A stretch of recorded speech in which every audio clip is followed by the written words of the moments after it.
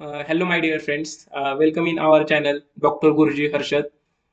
तर आज आपण फ्रॉकला वन बाय वन फ्रॉक बद्दलची माहिती जाणून घेऊया सगळी, जी की तुम्हाला नीट परीक्षेला उपयोगी पडेल आणि 12th ला 11th ला जिथं आहे त्या चॅप्टरच्या वेळेस पण आपल्याला मदत पडेल. हा टॉपिक हा खूप क्रिटिकल टॉपिक जातो समजून घ्यायला, कारण की एवढे दिवस तो अभ्यासक्रमात नव्हता, पण लास्ट इयर पासून तो ऍड झालेला आहे. आणि म्हणून आता आपण फ्रॉक बद्दल माहिती जाणून घेऊया. फ्रॉग फ्रॉगला वन बाय वन माहिती जाणून घेऊया. फ्रॉगचा फायलम जसं की आपल्याला माहिती कोरडेटा फाईल मधला आहे. हा ॲनिमलिया किंगडम मधनं फायलम कोरडेटा. क्लास एम्फिबिया आहे. इंडियन बुल फ्रॉग हा राणा टायगरिस आहे. आणि हा एक पॉइक्युलोथर्मस ॲनिमल आहे की जो स्वतःचं बॉडी टेम्परेचर स्वतः रिटेन करू शकत नाही. कोल्ड ब्लडेड पण म्हणतो आपण पॉइक्युलोथर्मला. आणि हा प्रेडिटर पासून वाचण्यासाठी कोमोफ्लॅज नावाची टेक्निक यूज करतो. आपल्याला माहिती की तो अशा ठिकाणीच राहतो की ज्या ठिकाणी त्याला तो बाहेरच्या प्राण्यांनाही दिसू नये, त्यामुळे त्याची शिकार होऊ नये त्यासाठी राहतो तो. आणि तो एस्टिवेशन आणि हेबर्नेशन मध्ये जातो. आपण हेबर्नेशन म्हणजे काय, विंटर स्लीप.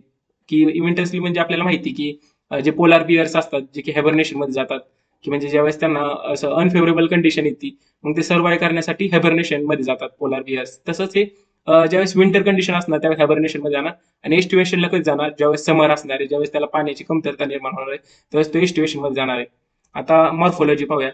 तर आपल्याला माहिती पाहिजे की बाकीच्या अॅनिमल्स बद्दल जर म्हणताना आपण म्हणतो की नाही का 3 पार्ट मध्ये डिवाइड होतात, पण हे फक्त 2 पार्ट्स मध्ये डिवाइड होतात. की एक आहे हेड आणि दुसरा पोर्शन कोणता असतो याचा, ट्रंक.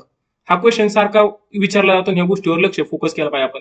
फ्रॉकचे दोनच होतात डिव्हिजन, एक हेड एक होतो आणि एक ट्रंक, दोनच डिव्हिजन होतात. आणि महत्वाची गोष्ट आहे, फ्रॉगला काय नाही, टेल पण नाही आणि नेक पण नाही. फ्रॉगला इथं कुठं तुम्हाला टेल दिसते का नाही, हे हेड आहे आणि हे डायरेक्टली कनेक्टेड टू हे आपलं head is directly connected to trunk. ह्याला ट्रंक म्हणणार आपल्याला. हे आपल्याला हेड दिसतं, आपल्याला हे आईज दिसते. आईज कसे आहेत फ्रॉकचे, तर बल्बियस आईज आहेत आणि ह्याला निकटेटिंग मेम्ब्रेन आहे. निकटेटिंग मेम्ब्रेन आहे. आणि हे जी मागची आपली स्किन आहे त्याची कशी स्किन आहे, मॉइस्ट स्किन आहे. का मॉइस्ट आहे, तर बिकॉज ऑफ म्युकस म्हणून मॉइस्ट आहे. तर ह्याला 2 प्रकारचे लिम्स आहेत, 4 लिम्स आणि हिंड लिम्स. आणि ह्याचे 4 लिम्स आणि हिंड लिम्स बऱ्यापैकी डिस्टिंग्विशेबल आहेत, कारण 4 लिम्सला असतात 5 डिजिट असतात आणि हिंड लिम्सला किती डिजिट आहे, 4 डिजिट आहे. आणि आपल्याला 4 लिम्स बद्दल एक अजून एक माहिती लक्षात ठेवायची. 4 लिम्सला मेलमध्ये कोपुलेटरी पॅड्स असतात की जे आपल्याला डिस्टिंग्विश करणार की सेक्शुअल डायमॉर्फिझम मेल फ्रॉग आणि फिमेल फ्रॉग बद्दलचा. तर मेल फ्रॉग जो असणार त्याला एक फर्स्ट डिजिट वर काय असणार आहे, कोपुलेटरी प्लेअर असणार आहे. हा, फर्स्ट डिजिटला 4 लिम्पच्या. आणि हिंड लिम्प बद्दल एक गोष्ट लक्षात ठेवायची, कशा असतात त्या, लार्ज आणि मस्क्युलर असतात. काही ठिकाणी हिंड लिम्प ज्या असतात ना ह्याच्या, ते खाण्यासाठी पण उपयोग करतात. आणि हे जे पायावर स्ट्रक्चर दिसते हे पाहण्यासाठी असतं, त्याला वेब म्हणतो आपण. वेब लाईक स्ट्रक्चर आहे. आता हा पोर्शन आहे ना, हा पोर्शन फ्रॉकचा वेंट्रल पोर्शन आहे. हा कोणता पोर्शन आहे, डॉर्सल पोर्शन आहे. वेंट्रल पोर्शन पेल येलो आहे, म्हणजे हिरवा नसतो हा, जनरली पेल येलो कलरचा असतोय. आणि हा डॉर्सल पोर्शन कसा आहे, ऑलिव्ह ग्रीन कलरचा आहे आणि डार्क आहे. आता सेक्शुअल डायमॉर्फिझम हा टॉपिक बघू. आता आपण काय काय पाहिलं, फॅक्ट्स पाहिले, मॉर्फोलॉजी पाहिली. आता सेक्शुअल डायमॉर्फिझम पाहूया. सेक्शुअल डायमॉर्फिझम म्हणजे काय, की आपण त्यातनं कसं काय ओळखणार मेल कोणता आणि फिमेल कोणता, आपण कसं काय ओळखणार मेल आणि फिमेल मध्ये आपण वेगवेगळं कसं काय करायचं. तर मेलला आपल्याला जनरली वोकल कॉर्ड्स असतात की त्यांच्या आपण वोकल व्हॉइस वरनं पण कळू शकतो की आपल्याला मेल्स कोण आहेत आणि फिमेल कोणते आहेत. एक वेगळा आवाज असणार आहे, मेलचा एक वेगळा आवाज असतोय, फिमेलचा एक वेगळा आवाज असतोय. आणि मेल्सला मी तुम्हाला जसं सांगितलं, मेल्सला काय, male have copulatory pad on first digit of 4 limb. आता फ्रॉकची आपण डायजेस्टिव्ह सिस्टम बघून घेऊ. डायजेस्टिव्ह सिस्टम बऱ्यापैकी आपल्या ह्युमन सारखीच रिझेंबल करते, म्हणून बऱ्यापैकी फक्त ह्युमन मध्ये आपल्याला सलायव्हरी ग्लँड सापडतात, त्यांच्या सलायव्हरी ग्लँड नसतात. हे आपण महत्वाचा पॉईंट लक्षात ठेवायचा. आणि ह्याला स्टार करून ठेवा, ह्याच्यावर क्वेश्चन येतातच जास्त करून. फ्रॉग मध्ये सलायव्हरी ग्लँड नसतात. फ्रॉग मध्ये अजून काय नसतं, फ्रॉग मध्ये नेक पण नसती आणि हे पण नसतं, टेल पण नसती. ह्या पण गोष्टी लक्षात ठेवा. आणि महत्वाची गोष्ट, तुम्ही अजून एक गोष्ट लक्षात ठेवा ह्या टॉपिक मध्ये, की ज्यावेळेस ते हायबर्नेशन आणि एस्टिवेशन मध्ये जातं त्यावेळेस ते रेस्पिरेशन कोणतं करतं, रेस्पिरेशन थ्रू स्पिरेशन कशाने करणार, ते स्किनने करतं. कशाने करतं रेस्पिरेशन, स्किनने रेस्पिरेशन करतं. हा एक टॉपिक पॉईंट महत्वाचा आहे, ते स्किनने रेस्पिरेशन करतं म्हणून. आता आपण डायजेस्टिव्ह सिस्टम बघून घेऊया. तर डायजेस्टिव्ह आपल्या बऱ्यापैकी आपल्यासारखं बकल कॅव्हिटी नंतर फॅरिंग्स, इसोफॅगस, स्टमक, इंटेस्टाईन, रेक्टम आणि क्लोएका. तर आता ही एक डायग्राम, कोणत्याही आपल्याला टॉपिक जरी म्हणलं तर डायग्राम क्वेश्चन येणं हे असते, म्हणून तुम्ही डायग्राम नीट पाहून घ्यायची. तर हे इसोफॅगस आहे, हे लिव्हर आहे. लिव्हर आपल्यात पण त्यांचे सेमच आहे म्हणलं, इथं यांचं पण लिव्हर बाईल सिक्रेट करतं. ही गोल ब्लॅडर आहे जिथं बाईल स्टोअर राहतं. हे आपले त्यांचे लंग्स आहेत, फॅट बॉडीज आहेत येलो कलरच्या, ह्या किडनीज आहेत. आणि हे युरेटर आहे. मेलमध्ये युरेटरला अजून एक शब्द असतो. परत हे युरिनरी ब्लॅडर आहेत, हे क्लोएका आहे आणि क्लोएकल अपर्चर आहे. हे इंटेस्टाईन आहे. ह्यांच्यात इंटेस्टाईन शॉर्ट आहे. ह्यांच्यात इंटेस्टाईन का शॉर्ट आहेत? कारण की हे कार्निवरस अॅनिमल आहेत. कार्निवरस अॅनिमल्स आहेत म्हणजे ते काय करतात की आणि त्यांना अजून काय काय विलाईस आणि मायक्रो विलाई पण आहे. क्लोएका हे बघा, क्लोएका ही जी आहेत ना, कॉमन ट्रॅक आहे. कशासाठी कॉमन ट्रॅक आहे? युरिन, परत डायजेस्टेड फूड्स आणि गॅमेट्ससाठी. मेन ग्लँड्स कोणते आहेत डायजेशन मधले? लिव्हर आणि पॅनक्रियाज. रेस्पिरेशन कशात थ्रू होतं बघा. आता रेस्पिरेशन बघा, ज्यावेळेस रेस्पिरेशन बघा, ज्यावेळेस ते पाण्यात आहे, पाण्यात असताना रेस्पिरेशन कसं आहे? क्युटेनियस रेस्पिरेशन आहे. हा, बाय कशामुळे कशात नव्हतं आणि डिफ्युजन मेथडने होणार आहे. पाण्यात असताना क्युटेनियस म्हणजे स्किनने होते आणि डिफ्युजन मधनं होते. आणि लँडवर असताना कसं आहे? क्युटेनियस पण चालू असते आणि पल्मोनरी पण चालू असते. पल्मोनरी मीन्स लंग्स आहे त्याच्याकडे, लंग्स पण आहेत ना ह्याच्याकडे. आणि नॉस्ट्रिल्स, बकल कॅव्हिटी, लंग्स असं. आणि ड्युरिंग एस्टिवेशन आणि हायबरनेशन, ज्यावेळेस मी तुम्हाला मगाशी सांगितलं, आपण बऱ्यापैकी सगळ्या गोष्टी नोट्समध्ये कव्हर केलेल्या आहेत. आणि बघा, ड्युरिंग एस्टिवेशन आणि हायबरनेशन मध्ये कसं रेस्पिरेशन आहे? क्युटेनियस रेस्पिरेशन आहे. सर्क्युलेटरी सिस्टम बघा, क्लोज्ड टाईपची सर्क्युलेटरी सिस्टम आणि ऑल्सो हॅज लिम्फॅटिक सिस्टम. आपल्या बॉडीत जशी लिम्फॅटिक सिस्टम आहे तशी त्यांच्याकडे पण आहे. लिम्फ आहेत, नोट्स आहेत आणि हे पण आहेत. Blood vessels system, blood vessel system मध्ये हर्ट, ब्लड आणि ब्लड वेसल्स. हर्ट बघा, हर्ट मध्ये पण 3 चेंबर्ड हर्ट आहे आणि 2 आरोटिक आर्च पण आहेत.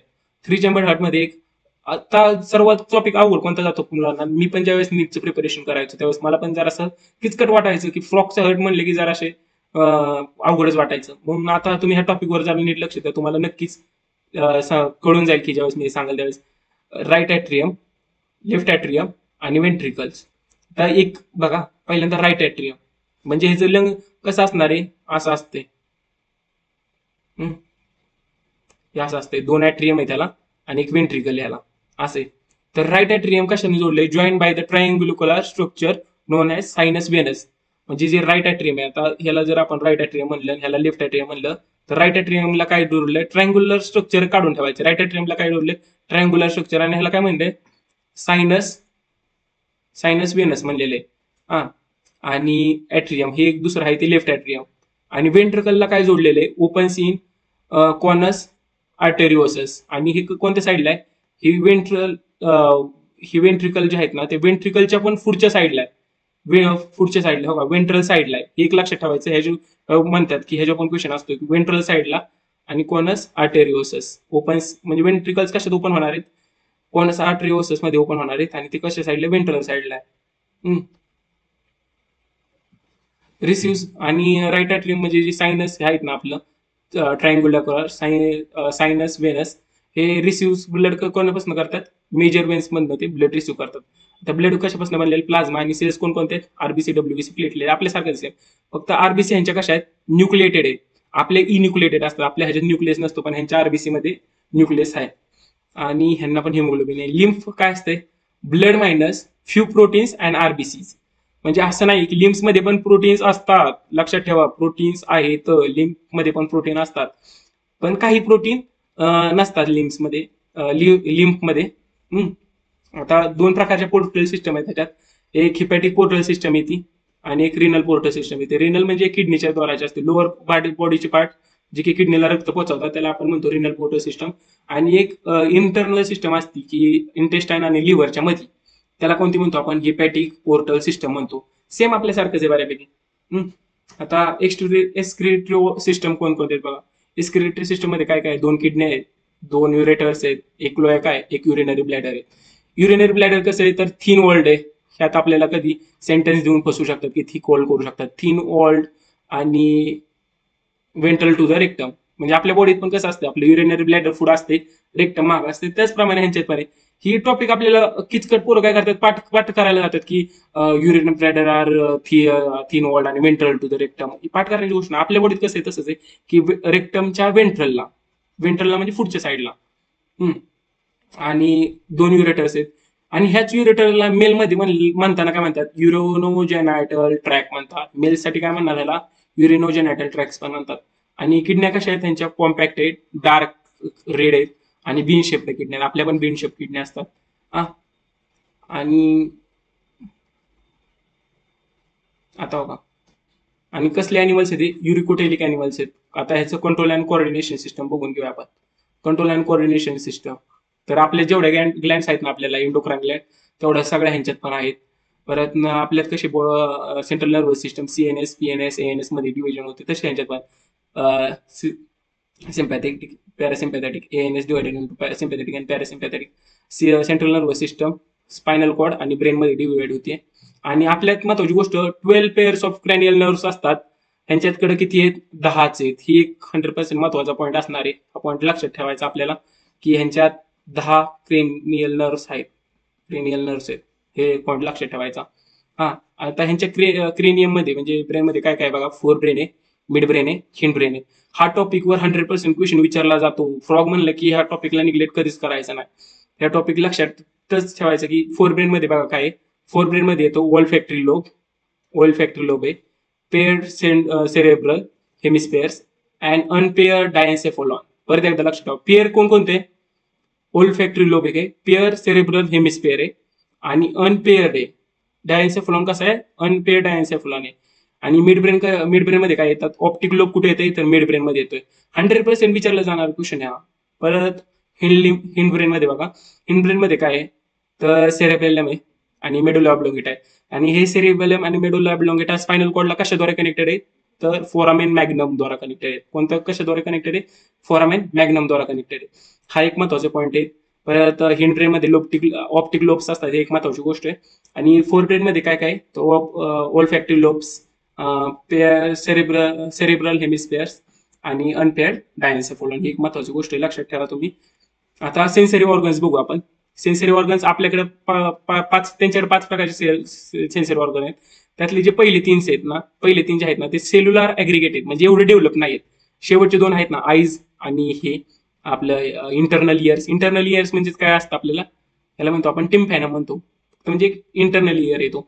आणि हे आपलं सेन्सरी पॅपिले म्हणजे टेस्ट साठी जे असणार सेन्सरी पॅपिले, परत टेस्ट बर्ड्स आणि हे इपेथेलियम.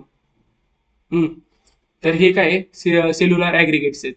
आणि आईज, आईज कशा आहेत, सिंपल आईज आहेत.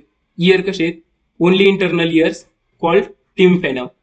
हा, हिअरिंग आणि बॅलेन्सिंग साठी. आपल्या बॉडीमध्ये पण इयरचा रोल बॅलेन्सिंग साठी असतो, तसं त्यांच्या इयर मध्ये पण बॅलेन्सिंगचा रोल आहेच.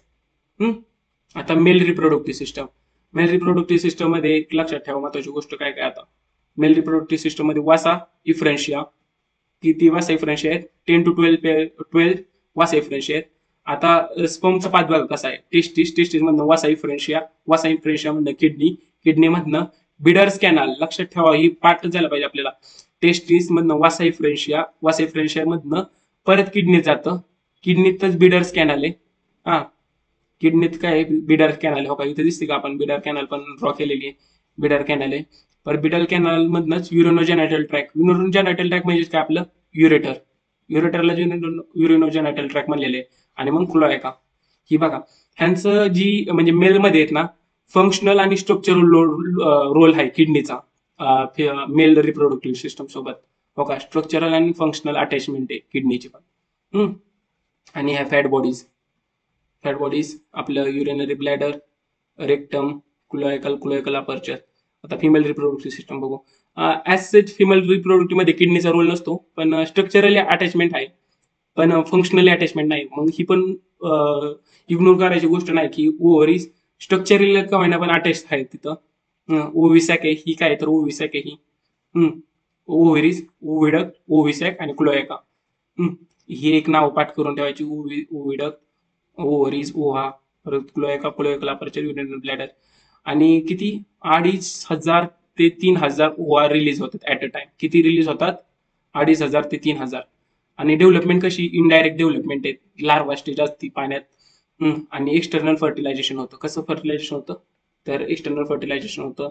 आपल्या एनसीआरटी 11च्या एनसीआरटीत एवढंच दिलेलं आहे फ्रॉग बद्दल. आणि एवढं जरी तुम्ही माहिती ठेवली तरी तुमचा एकही क्वेश्चन नाही सुटणार. म्हणून हे सगळ्या गोष्टी तुम्ही पॉइंट वाईज करून पाठ करून ठेवा. नक्कीच तुम्हाला मदत होईल. आणि अशीच अजून माहिती पाहिजे असेल तर तुम्ही चॅनलला लाईक करा, चॅनलला सबस्क्राईब करा आणि व्हिडिओला लाईक करा नक्कीच. आणि असेच आपण अजून बऱ्यापैकी सगळे टॉपिक बघून घेऊया. इन्सर्टिव्ह रीडिंग घेऊया आपण. चालतं. Okay, bye.